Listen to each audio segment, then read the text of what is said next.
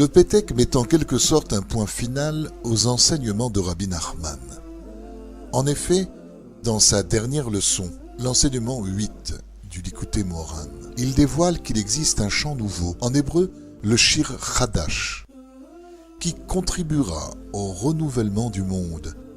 Un chant qui sera le monde futur de tous les tzadikim et les chassidim, la voix qui sort de l'Éden pour arroser le jardin.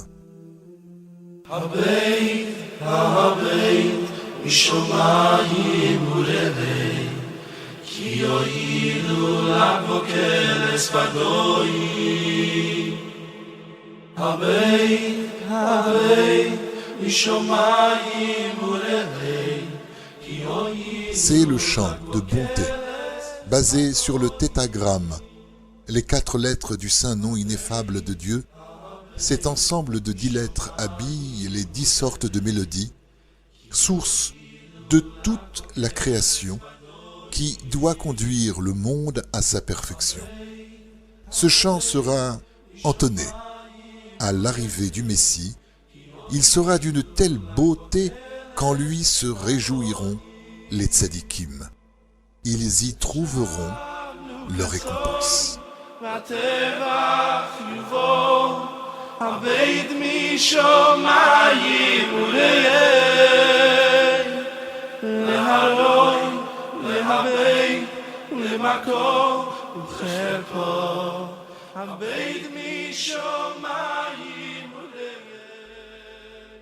Pourquoi un chant?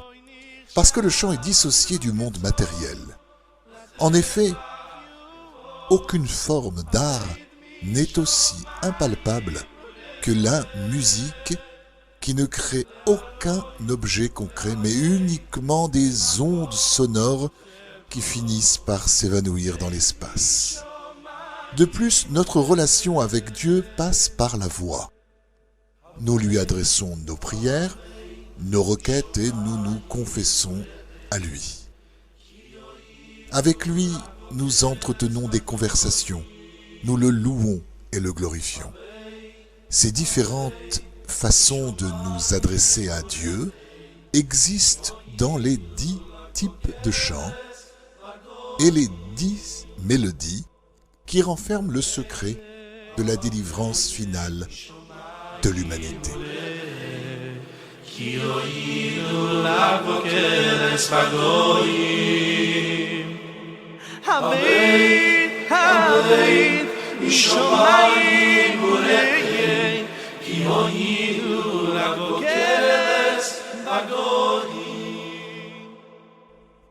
Elle se fonde sur les 10 paroles par lesquelles le monde fut créé et qui ont fait surgir la création du néant. Ainsi, les 10 mélodies détournent le mal en bien, les fautes en mérite, la maladie en guérison, notre monde actuel en monde futur. Elles extirpent du cœur de l'homme le mensonge, l'athéisme et toutes sortes de frustrations telles la dépression, la tristesse et le désespoir. Ces 10 mélodies sont synonymes de joie.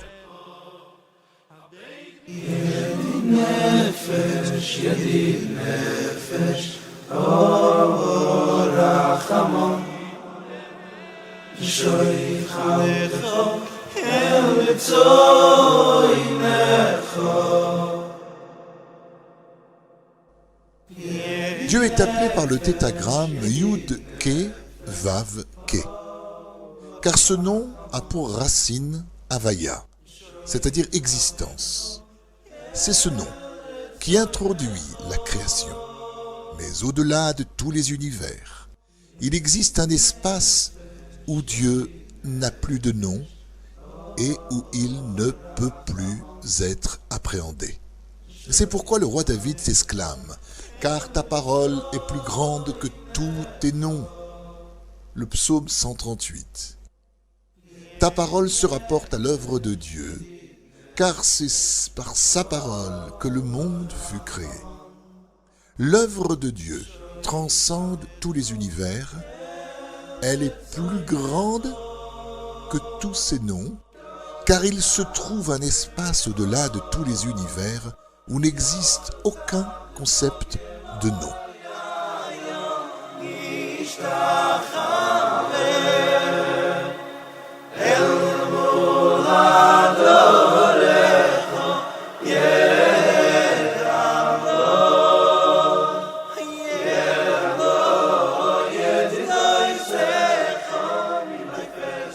Mais si Dieu est élevé au-dessus de toute conception et de tout nom, comment peut-on dès lors communiquer avec lui?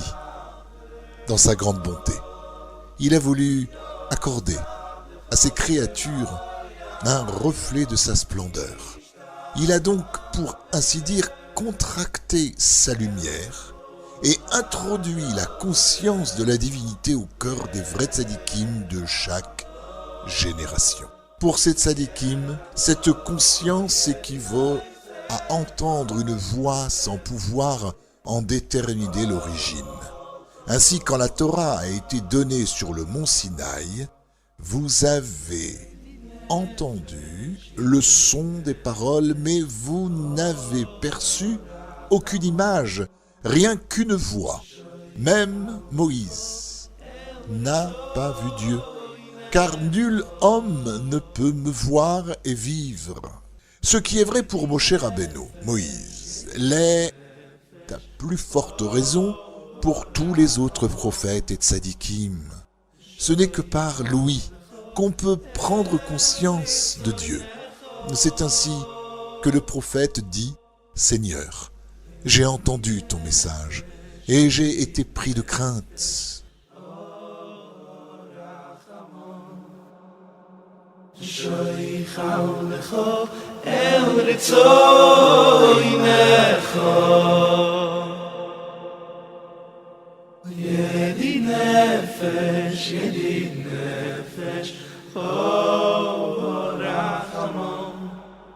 Chaque sagesse possède sa propre mélodie.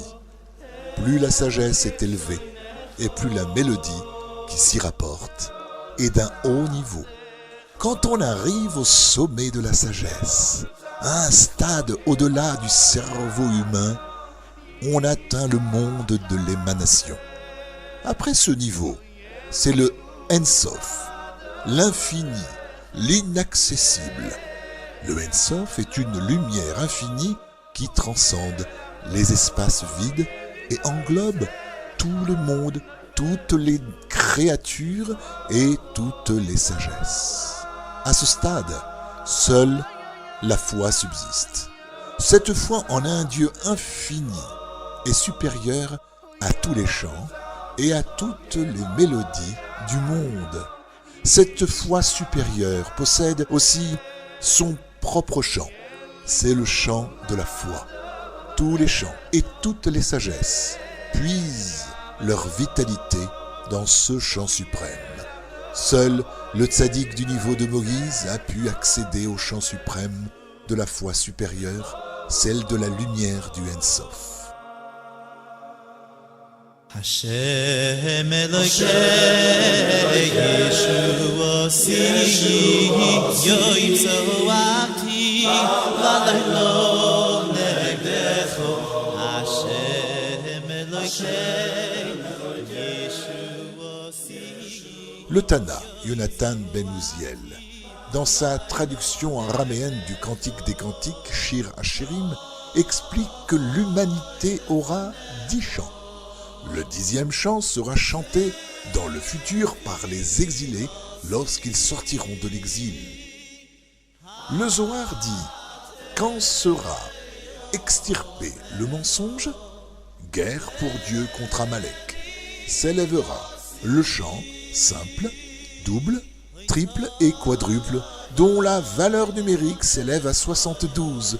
Yud, Yudke, Yudkevav, Yudkevavke. Le Tikkuné Zohar précise: quand les péchés disparaîtront du monde, la prière montera par un chant quaternaire, qui est le chant simple, le Yud, deuxième donc le chant double, le Yudke, le troisième le chant triple, le Yudkevav, et enfin le quatrième, le chant quadruple, le Yudkevavke, le saint nom du tétragramme. Israël sortira de l'exil par un chant selon ce qui est dit. Alors Moïse chantera avec les enfants d'Israël ce chant à l'Éternel.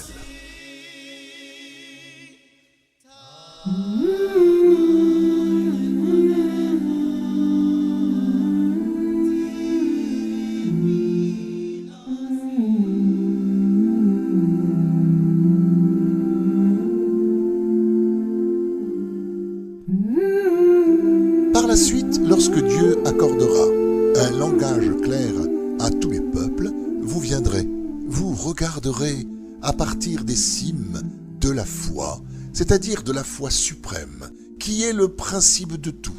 Et alors, vous contemplerez, c'est-à-dire vous chanterez, tachurez, vous chanterez le chant suprême, qui est le chant des chants. Il existe une mélodie naturelle, du type « Les cieux racontent la gloire de Dieu, et l'œuvre de ses mains, le firmament l'annonce. » Mais dans les temps à venir, on chantera le chant nouveau, le chant des merveilles, le chant des miracles et des splendeurs.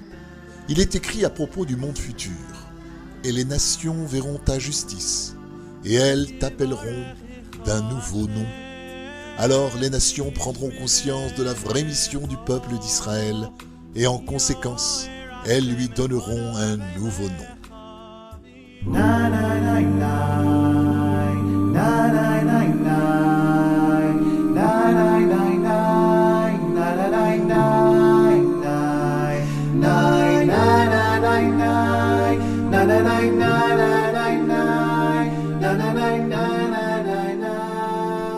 Lorsque le tzaddik parvient dans l'au-delà après nombre d'années et après avoir traversé quantité d'univers, alors il se transforme en nom.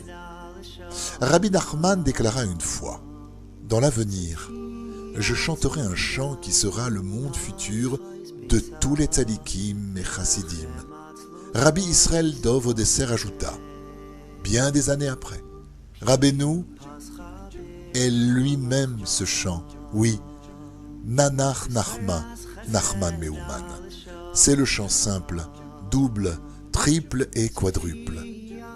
Il y a un rapport étroit dans le nom divin sous sa forme quaternaire et le nom de Rabbi Nachman, rapport révélé par une similitude numérique en gematria, en valeur numérique. Nachman égale la valeur numérique de 148, 1, 4, 8.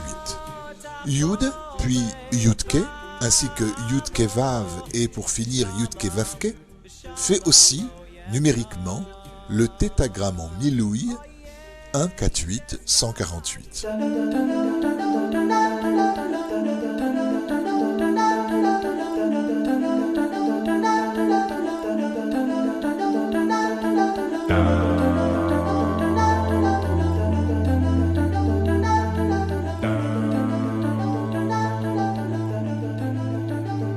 Chers amis, c'est 112 ans après son départ de ce monde que Rabbi Nachman envoie le Pétek, la lettre du ciel, sur la terre. Rabbi Israël Dov Odesser, de mémoire bénie, reçoit ainsi la révélation de Rabbi Nachman. En effet, de nouvelles lettres viennent s'ajouter à celles du nom de Rabbi Nachman et confirment l'extraordinaire dévoilement du tzaddik. Étant donné qu'il est difficile pour le maître de descendre vers son élève, la plupart des tzadikim ne parviennent pas à dévoiler leur propre élévation. Et lorsqu'ils s'en vont, ils emportent avec eux leur lumière. Il ne demeure plus que de faibles lueurs qui s'amenuisent avec le temps pour ne se manifester qu'en de rares occasions. Mais lorsque le tzaddik s'est dévoué, voire sacrifié pour transmettre son essence aux plus faibles, lorsqu'il a réussi l'exploit de descendre jusqu'au plus bas degré, au sein du pire des pires, pour le ressusciter et de lui donner courage, alors un tel tzaddik ne disparaît jamais. Ce tzaddik est la beauté, la splendeur et la grâce de ce monde. Et quand cette beauté et cette splendeur se révèlent à tous, et que le tzaddik gagne en notoriété, alors les yeux de l'humanité se dessillent.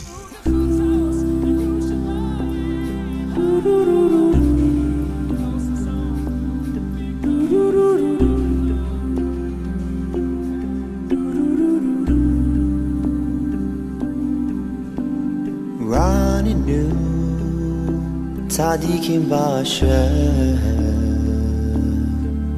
La Yeshari Navasehi Lo Running new Tzadikim b'Hashem La Yeshari Navasehi Lo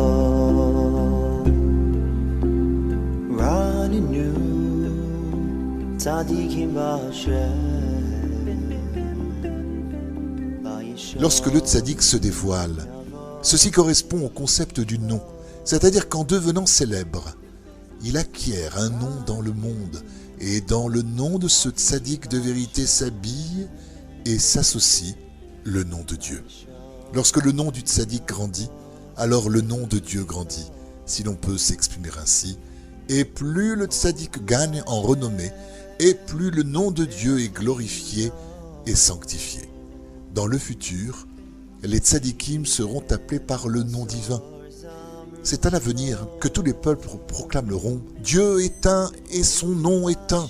Quel est ce secret de Dieu, dissimulé tout au long de l'histoire du peuple juif? Dans le nom sacré de chaque tzaddik sont inclus son essence, sa sainteté, toute sa Torah, toutes ses actions méritoires, toutes ses valeurs et tous ses niveaux. Car le nom, c'est l'âme. Les 10 lettres du nom Nachman, quand on l'écrit comme dans le Pétek, c'est-à-dire sous forme de Na, Nar, Nachma, Nachman, correspondent aux 10 mélodies aptes à guérir toutes les âmes d'Israël.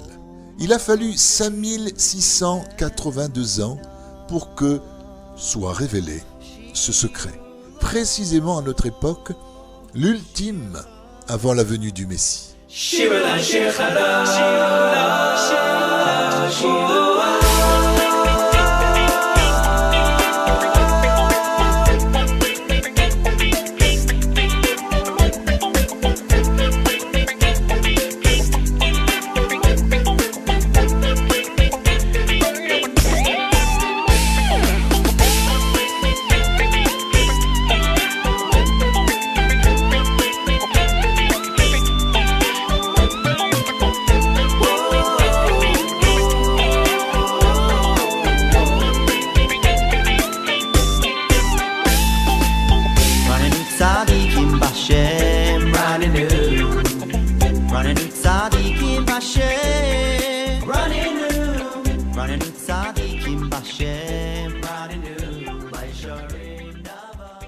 Rabbi Israël Dov Odesser affirma à plusieurs reprises que le chant nouveau, c'est Rabbi Nachman lui-même. En mentionnant le nom du tzaddik, nous attirons à nous ses mérites et par cela, nous parvenons à la sainteté et à la pureté et nous revenons vers l'Éternel.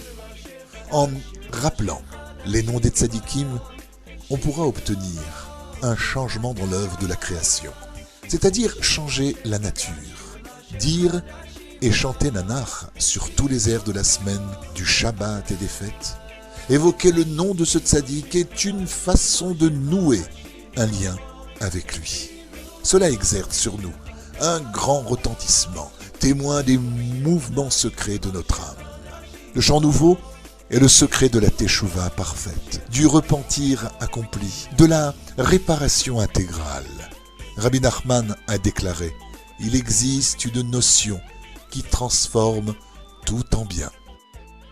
ואני תפילתי לך השם אין רצון אלוקים ברוב חסדך ענני באמת אישך ואני Quelle est cette notion? Comment imaginer qu'il n'y ait pas de désespoir, pas d'impasse, de situation irréversible? Le chant nouveau est synonyme de joie. Mais comment parvient-on à être heureux lorsqu'on est triste? C'est surtout quand ça ne va pas que l'effort accompli pour être joyeux est du niveau des 10 mélodies. L'inversion de la tristesse en joie est comparable à la transformation du mal en bien, des fautes en mérite. C'est le summum du retour vers Dieu. Par un chant ou en s'aidant d'un instrument de musique, un homme peut éprouver de la joie, même au plus profond de l'abattement et du désespoir. Le chant nouveau a le pouvoir de transformer la tristesse qui mine l'homme en joie. C'est cela notre travail dans le monde.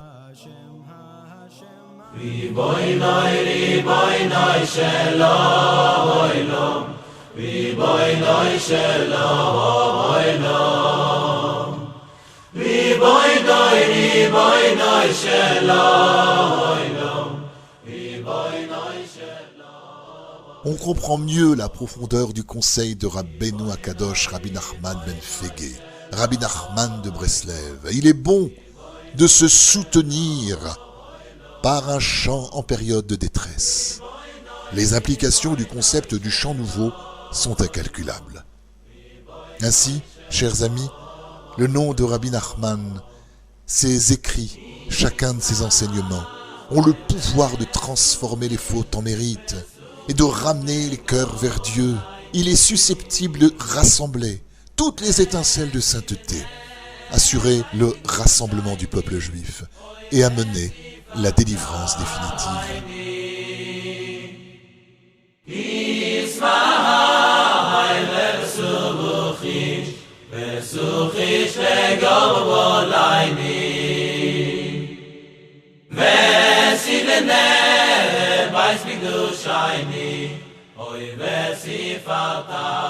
C'est cela, le chant de bonté, qui sera dévoilé au temps messianique. C'est la signature du Pétek. À elle seule, elle représente le remède universel. Ainsi, tout est réparable. Il n'y a plus de désespoir. Surtout depuis que Rabbi Nachman est parvenu à être ce qu'il est devenu depuis qu'il a révélé le chant. Rabbi Israël Dov Odesser absorba la lumière de Rabbi Nachman au point d'affirmer qu'il était son souffle et sa bouche. Rabbi Israël, le cher et précieux élève, par l'amour si grand qu'il porta à son maître, s'intériorisa en lui au point de déclarer quelque temps avant de s'éteindre « Je suis Nanar Nachman Nachman Meuman ».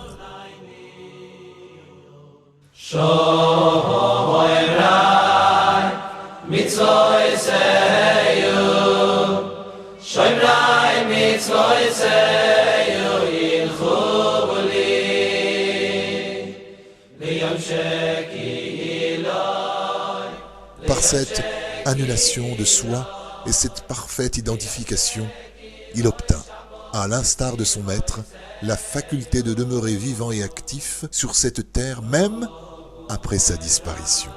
Il continue de nous guider, de nous rapprocher de Dieu, de la Torah et de Rabbi Nachman de Breslev. C'est presque centenaire que Rabbi Israël quitta ce monde à la sortie du Shabbat, le 23 octobre 1994, le 18 Rejvan de l'an 5755. Toute sa mission, ici-bas, fut de dévoiler la flamme et la lumière de Rabbi Nachman de Breslev.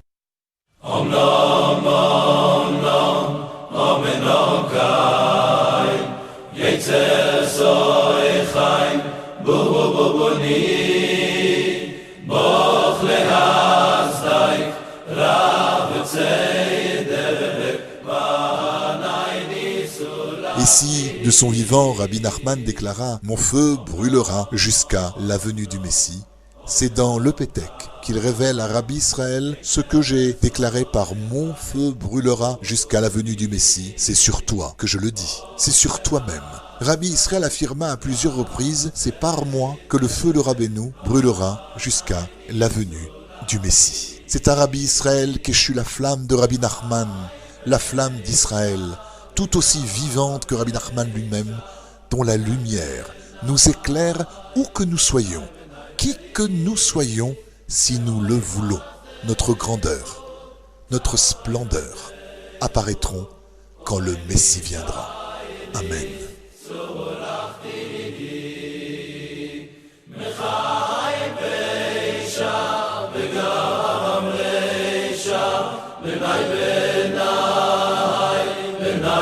Benai